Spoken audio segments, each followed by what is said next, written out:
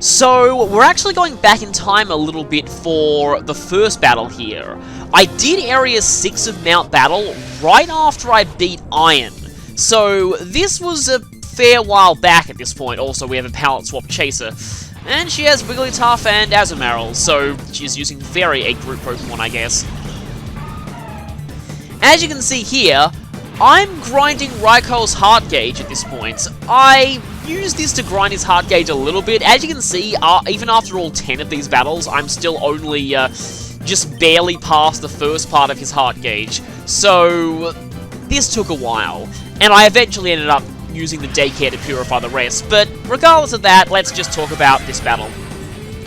So yeah, after this fight, you'll be seeing my team where we left off from the last grinding episode. But for now, enjoy some past action. That looks like it barely did anything.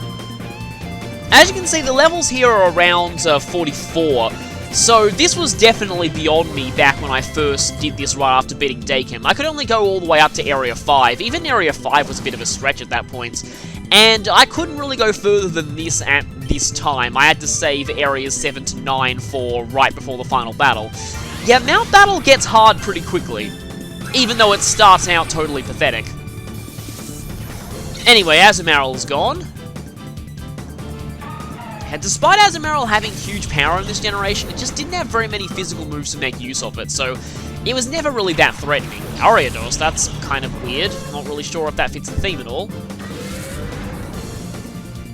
Attack is one of Raikou's worst stats, so I can understand Shadow Rush being this weak.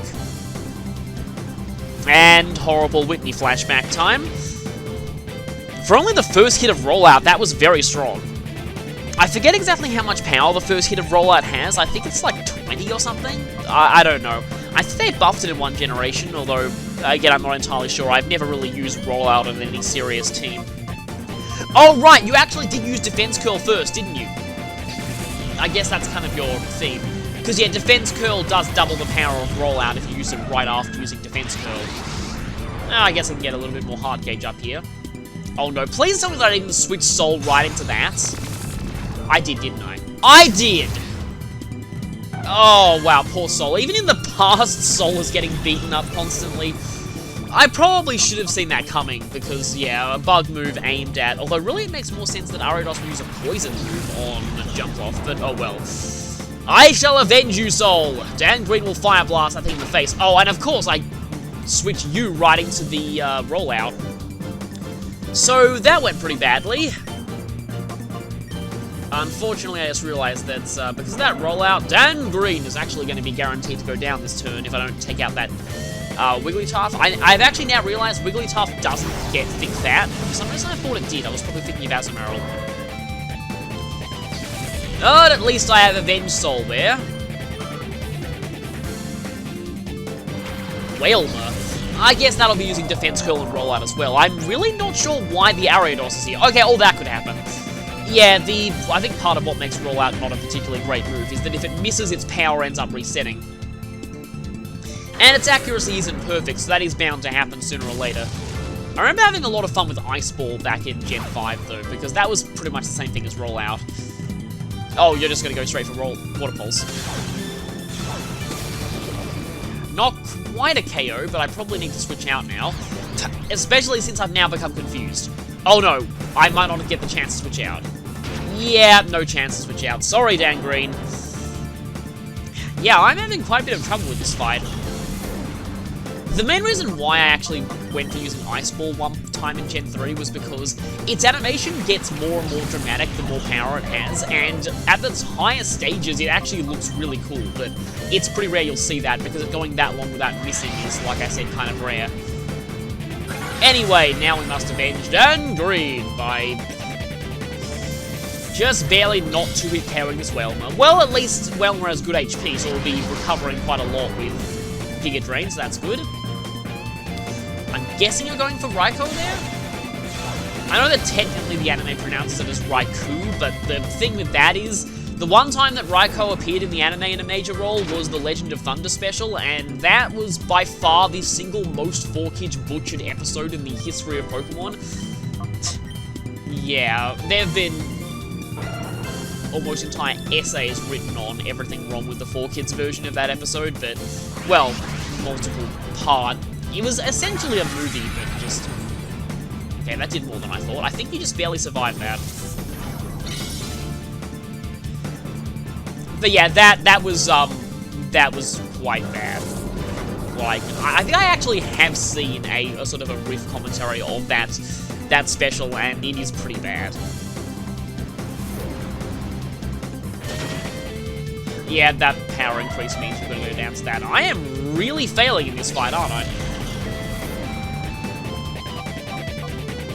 There should be a bit more success in the battles following this. This is also the longest battle that I've got in this video by far.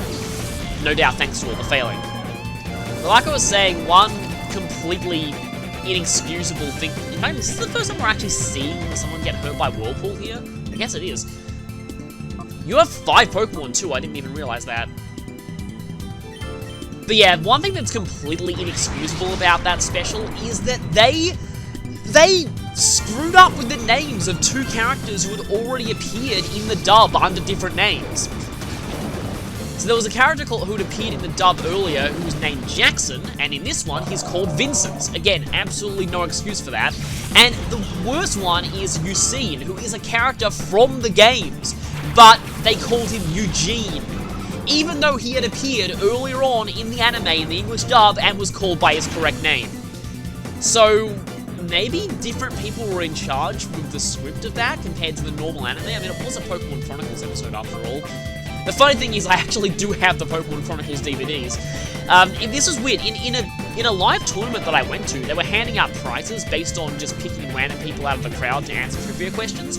And my sister just happened to get picked and answer one correctly, and we won a complete copy of all of the Season 1 of the Pokemon anime, which also included some Pokemon Chronicles DVDs. So I have those. I haven't actually watched them yet because I am ashamed to watch the abomination that is The Legend of Thunder. Well, at least the dub version of The Legend of Thunder. It actually has a very cool opening theme in Japanese, though. From what I hear, I've heard very bad things about the English Pokemon Chronicles theme, but haven't really heard it personally.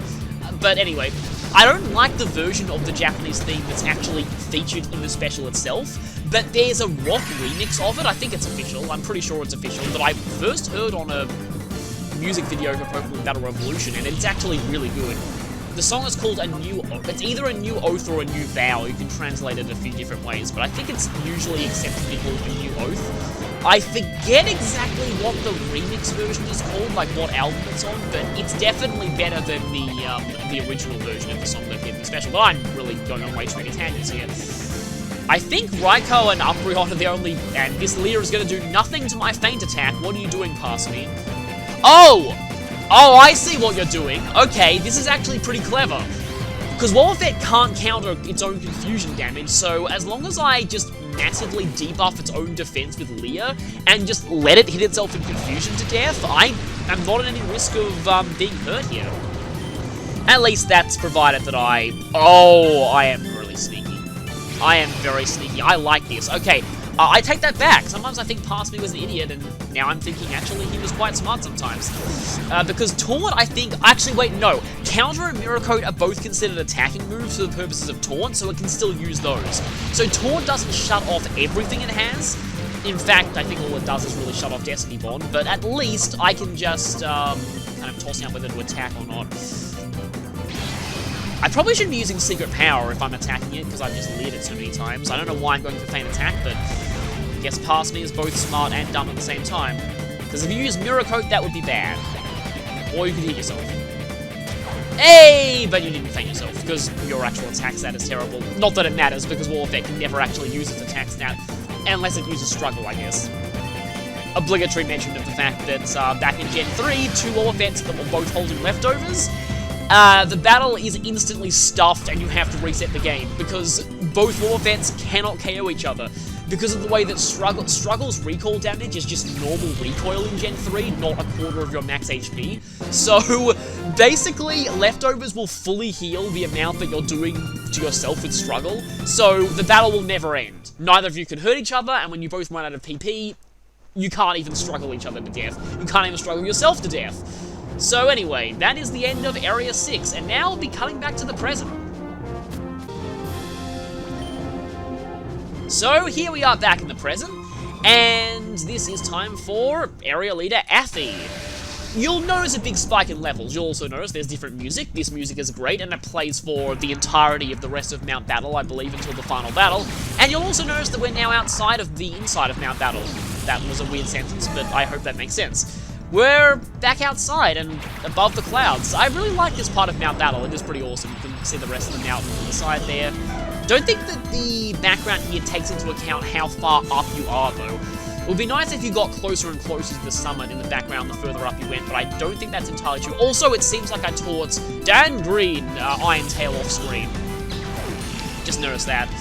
But yeah, as you can see, Sol is back to knowing Psychic, so I think he should be actually being awesome again. And I'm at the level that I was, well, I mean, more than that, because I've been through 9 battles in Area 7 already, but I'm at pretty much the level that I was at the end of the Under Colosseum, so everything's back the way it should be. Dan Green is still fire blasting things. Oh yeah, speaking of Dan Green, the one redeeming quality about The Legend of Thunder is the Dan Green voice you see, which is amazing. And now whenever he appears in the games, I can always picture Dan Green's voice whenever I see him talking. Even though I don't think Dan Green was the original voice actor for him, again, another inconsistency in the dubbed version of that movie. But anyway, yeah, Dusclops and Quagsire, two, I guess Quagsire's not as defensive as I remember it being, but it's two pretty much defensive Pokemon.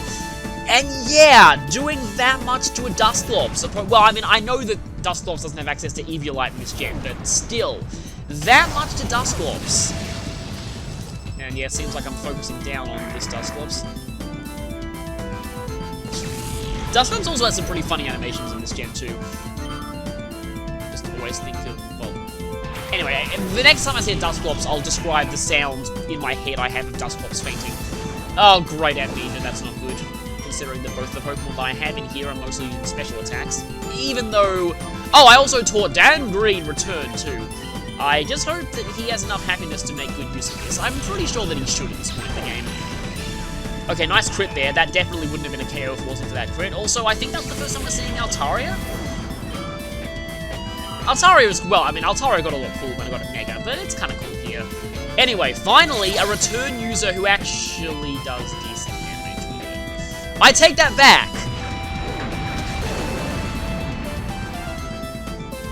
So yeah, maybe this isn't max happiness. I'm not really sure, but that did way less than I thought it would.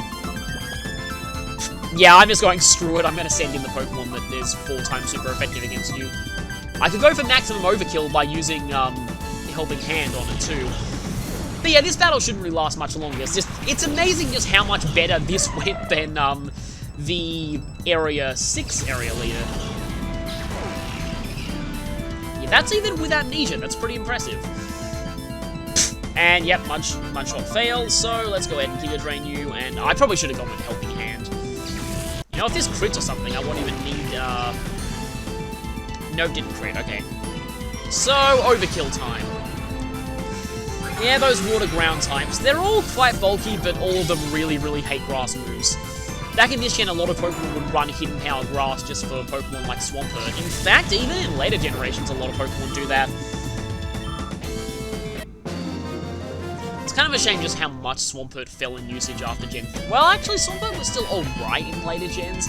It just wasn't nearly as amazing as it was, probably because Grass in general got a bit of a buff in Gen 4 with the addition of Energy Ball. Have you considered being a Mount Battle trainer?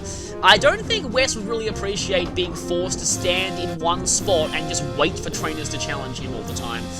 Because that's pretty much the job of a Mount Battle trainer. But anyway, it's time for the next area leader, the one at the 80th, not floor, the 80th zone, I believe. Shobon. Similar to one of the Japanese words for soap, which I'm pretty sure is based on a brand name, but anyway. Hariyama and Cacturne. Let's see what we're going to do with these. You might also notice that the levels here are a bit higher too. Yeah, 52, 53, so they're gradually increasing. But there's going to be a pretty big jump in Area 9. You'll definitely see that.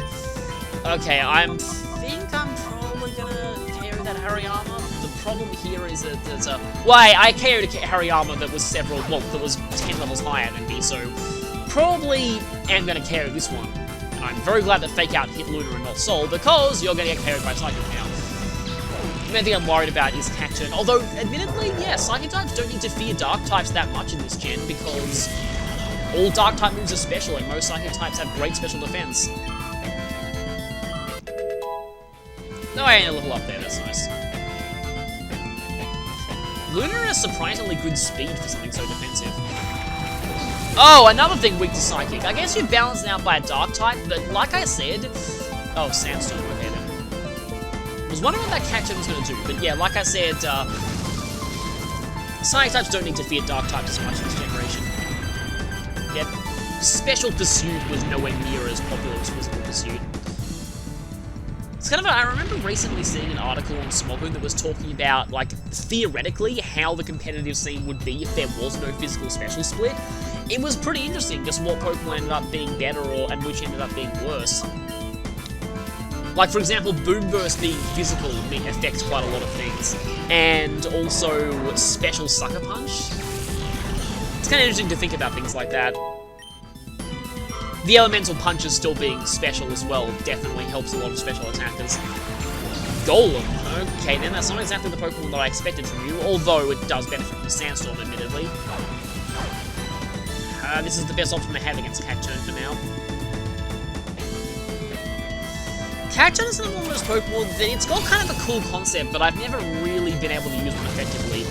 I think the best thing that I've ever seen Cacturne do is combine Focus Punch and Sucker Punch to give the opponent a dilemma of, if I attack you, I'll get Sucker Punched, but if I don't attack you, I'll get Focus Punched. So it creates a lot of mind games like that. I actually really like that strategy. I don't know if there are many other Pokemon that can do that combo, but it's kind of funny to do. Although, I will just say, I probably shouldn't be saying this because I like to keep my videos within the age rating of the game that I'm actually commentating on. So in Pokemon videos, I often don't even want to hint at anything that's above, really, because, you know, kids could be watching these. But I will say something. A friend of mine at high school was referring to that strategy, the Focus Punch Sucker Punch strategy, and I will always remember this one time that he, let's just say that when he was talking about it, he accidentally combined the words, and it created a pretty unintentionally hilarious nickname for this strategy, but, I probably shouldn't say what that nickname is. I'll just leave that up to your imagination.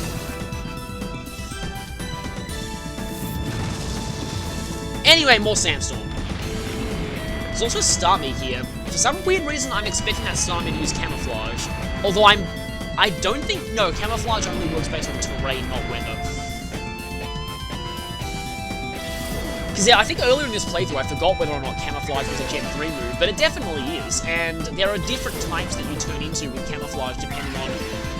I forget if there's one unified type for all of Mount Battle, or if each phase of Mount Battle, like the first one, the Inside, and now this one, have its own type. I'm not sure. Because you'd expect to turn into a Fire type when you're in the lava part of Mount Battle, but still. I've actually seen some, like, actual strategies that revolve around... Camouflage on Starmie, which I wouldn't really expect, but anyway... Nice survival there. Very nice survival. Now let's see if I can take out the Starmie. People have pointed out to me that Starmie's defenses are a lot higher than I thought they were. They're like in the 80s or something, which is not what I remember. And yeah, there's Cacturne throwing a punch there, but not... Well, actually, Sucker Punch is not a punch move.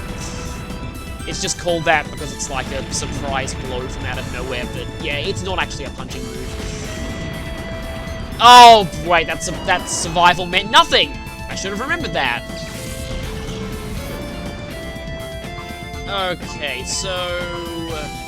yeah, I guess I can send in Dangreen and annihilate that Cacturne. Also, look at those special attack and speed on Espeon, that's great.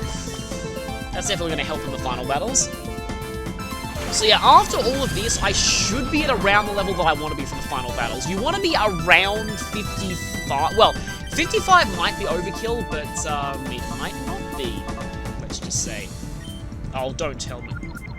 What are you doing past me? Ice Beam on Cacturne is your best option. Oh no. Don't destroy Kickface, please! Yeah, that wasn't gonna end well. Is Starmie still OU? Because if it is, it's been the one Pokemon that's been OU ever since it first debuted, which is pretty impressive, since a lot of Pokemon that used to share that honor kind of don't anymore, like Snorlax. Well, actually, Snorlax is still fantastic in VGC, but it's lost a bit of its luster in double battles. It's lost a bit of its luster in single battles, I mean. In double battles, it's become one of the most amazing belly drum users in the entire game, and people can use Psych Up to copy it too. I mean, mainly its partner, but I guess its enemies could do that too if they're feeling lucky. What I mean by that is they need to risk getting hit by a belly drum boosted Snorlax in order to try and pull that off. Okay, please nobody die to this. Yeah, that wasn't going to do all that much. I guess one of my favorite, not favorite, but like one of my favorite sort of, unusual Starmie movesets that I've used is Gravity. Gravity, because the description of Gravity doesn't really do a good job of explaining what it actually does. It says that it prevents any flying moves, and it makes flying Pokemon vulnerable to ground. That is true, but what it doesn't tell you is that it also it also lowers everybody's evasiveness by 30. So, what that means is that moves like Thunder and Blizzard essentially have perfect accuracy under Gravity, and Starmie can make great use of that because it learns Gravity, and then it can also use things like Thunder and Blizzard and Hydro Pump to make up for its kind of mediocre power with very, very powerful moves. It's a pretty fun strategy to use. I remember training up a Gravity team back in, I think it was Gen 5. You might want to try a Gravity team sometime. They're actually pretty fun to use, and not exactly the thing you see every day. Nidoking is another good Gravity Pokemon. So now we have Area Leader Norus. Let's not make, stupid meme jokes. But yeah, the levels spike enormously here. Suddenly, we're up to level 60. If you can beat this, you can probably beat the final battles. As you can tell, I barely even leveled up that much, even after all of the battles in Area 9. So, as you can probably tell already, I'm not going to be doing Area 10 just yet. I'm going to be saving that for the post-game. Still don't know whether I'm going to show that whole area, or whether I'm just going to show the end boss. Yeah, these high levels mean they're going to survive things like this. However, that thing is quad weak to Ice Beam. Probably should have gone for Ice Beam on Tropius. I feel like past me thought that Fire Blast would have won a KO'd. Oh no. That's probably not going to one-shot Dangarine, but it might do a lot of damage. Oh wait, it did one-shot him. Yeah, the power of being massively over-leveled. I wonder how this battle's going to go, considering the huge level advantage this guy has on me. It is kind of weird how Area 8 is all like up to low 50s, and then Area 9 is suddenly 60. I guess Areas 9 and 10 were both supposed to be for post-game. At least that's what I'm thinking. I'm really not sure what I'm doing here. Probably should have Ice Beam Tropius to begin with, but still. Again, I'm not really that big a fan of Ice Beam's animation in this game. I find it more like... I like its XZ animation better. Although I think overall one of my favourite Ice Beam animations was Gen 2. Gold and Silver, just because of just the way they did it. Just that huge beam made out of ice core effect and the sound that it made. That was pretty cool. Okay, we now have Vileplume. I'm guessing this guy is trying to use a joint Sun/Rain team. Because Ludicolo is not exactly the Pokemon that you expect to be good during the Sun. And yeah, he has Rain Dance. Now, I'm going to hazard a guess that he's going to erase this and use Sunny Day on Vileplume next turn. Because it seems like the kind of thing the AI would do. And once again, you have Rash Dash.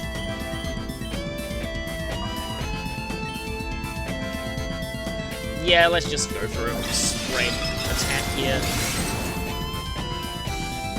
Okay, that's a pretty clean 2-hit KO, unless that was a really high damage roll. Ludicolo has very good special defense, so it is going to take a little while to go down. Oh, actually, shit. Right, your Sun hasn't been erased just yet. That actually sounded really disturbing in my head, because I suddenly thought of that as S-O-N. And I knew it! I knew you were going to do that! Nice prediction there, present-day me.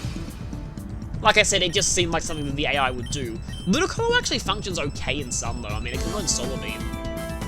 It's definitely better in Rain, but it can do alright in Sun. And yeah, you obviously have Chlorophyll. And there goes Suicune. That was pretty painful. I wonder if Sol will be able to outspeed Vileplume. Actually, Vileplume is not that fast, so I probably should be able to outspeed it in Sun. Or I could send out Kick Face for some reason. I think I just want to get that Ludicolo out of the way quickly. Yeah, going back to the Vileplume now. Okay, this is great. These two Pokemon owned by the same trainer are fighting over the weather. It's a weather tug of war by your own side. That's just, that's pretty great. Sun season, rain season, sun season, rain season. I said sun season, and I say Solar Beam. Anyway. Yeah, that's probably why I sent that Kick Face there. Goodbye, Ludicolo. Finally remembered that grass doesn't resist fighting after so long. I keep thinking of, most of the grass poisons in Gen 1. Okay, now there's probably not going to be any more weather tug of wars because everything these guys are using is now using Sun. I'm just trying to think, does anyone really use joint weather team? Like, you sometimes see combined Trick Room / non-Trick Room teams in multiplayer double battles, but you don't see dual weather all that much, probably because you're actively working against yourself in a lot of cases. And that Blossom also obviously has Chlorophyll. I forget exactly how high Blossom's base speed is on its own, but I don't think it's that much. Also, I find it funny that Blossom's Japanese name is literally just Pretty Flower. It's not quite as unimaginative as some of the Gen 1 Japanese names, like... I don't know how many people know this, but in Generation 1, Moltres' Japanese name is literally Fire. Like, it's not nothing, it's just fire. It's just fire. Zapdos is literally Thunder, which is also funny because Jolteon's Japanese name is Thunders with an S. So, yeah, that's kind of hard to tell them apart sometimes. At least Articuno is a little bit less dumb. It's, Freezer, but, I mean, it's still kind of dumb. I still find it funny that Flareon is Booster in Japanese. Oh yeah, that's it. Sandshrew is just sand. What else? I think one of the... No. Is one of the Pidgey line just Pigeon? I forget. I mean, some of these names probably look cooler in Japanese because, you know, English words are exotic, but... Even in later gens, they're a lot more creative with the Japanese names. They were, yeah, kind of unimaginative back in Gen 1. Okay, now it's just Shiftry. Again, Shiftry is a Pokemon that I kind of like, but I don't know, it kind of suffered in Gen 3 due to not being able to use its physical attack stat that well. Except with Explosion, I guess, but you had to keep it as a C-Dot forever in order for it to actually learn Explosion. I guess I'm going to be switching out here, because I don't really want to get hit by another Feint Attack. I would expect you to be using Solar Beam, though. Shiftry does have Chlorophyll, and base 80 speed is actually pretty decent for a Chlorophyll user, since most Chlorophyll users are really, really slow, apart from Jumpluff. So it actually is pretty fast under Sun. But it's probably not going to last very long. I still originally thought that it was based on a Nutcracker doll. Because if you just look at the way that its mouth moves... it's Sunny, and why did I go for Iron Tail? Yeah, let's just Fire Blast you, and this is probably going to be a 1-hit KO twice over. And there goes Shiftry. So with that, we've beaten Area Leaders 6 to 9. Like I said, though, I'm going to be saving Area Leader 10 for the post-game, because it really feels more appropriate to that post-game. It's kind of a bit beyond us at this point. If we can beat the final boss, we've proven that we're ready for the final Mount Battle challenge, and also the reward for beating all of Mount Battle is going to be a bit more useful to us after the final boss too. So I don't have much time left in this video, so with that, I'll just say, I guess thank you for putting up with all these grinding parts, because next time we will be finally continuing the main story with the final battle. So, look forward to that, and I will see you then. Also, Poke Coupons. Only 1,000? Really?